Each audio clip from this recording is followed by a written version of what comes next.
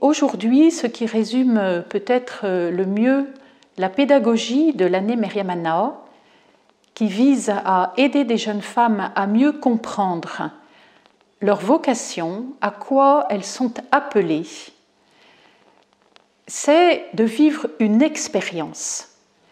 Avancer dans son cheminement vocationnel, ce n'est pas se prendre la tête en essayant de trouver la réponse à un problème.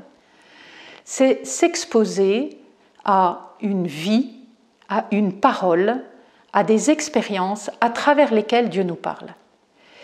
Et c'est d'ailleurs profondément biblique. Le même mot hébreu, dabar, désigne la parole de Dieu et l'événement.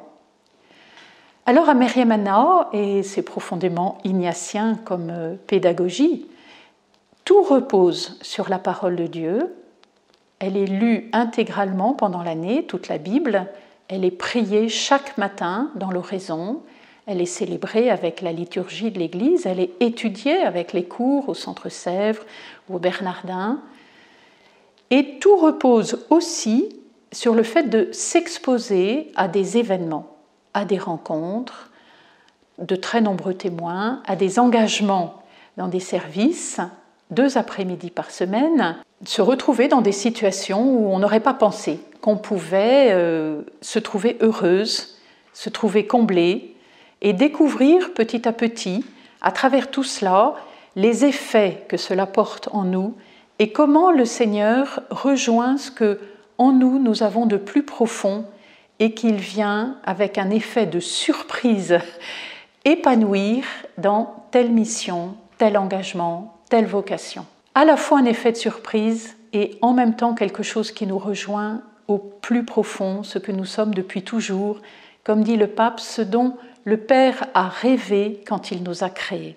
Tout cela nous échappe comme coordinatrice et responsable de cette année. C'est le lieu de ce qui se nomme et se reconnaît dans l'accompagnement spirituel. Les jeunes vont chaque mois rencontrer leur accompagnateur spirituel. C'est là que se dessine le fruit de leur année Myriam Anna. Mais avec le temps, nous pouvons vraiment témoigner que Dieu répond.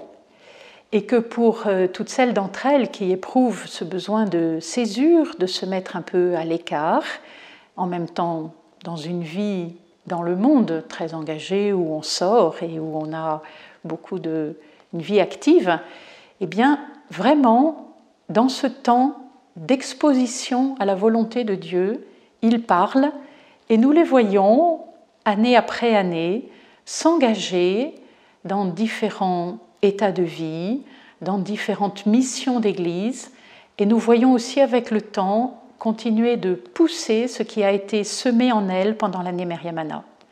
C'est une très grande joie, comparable à celle de Jean-Baptiste, de voir ainsi le Christ croître en elle et nous diminuer, et notre joie en est parfaite.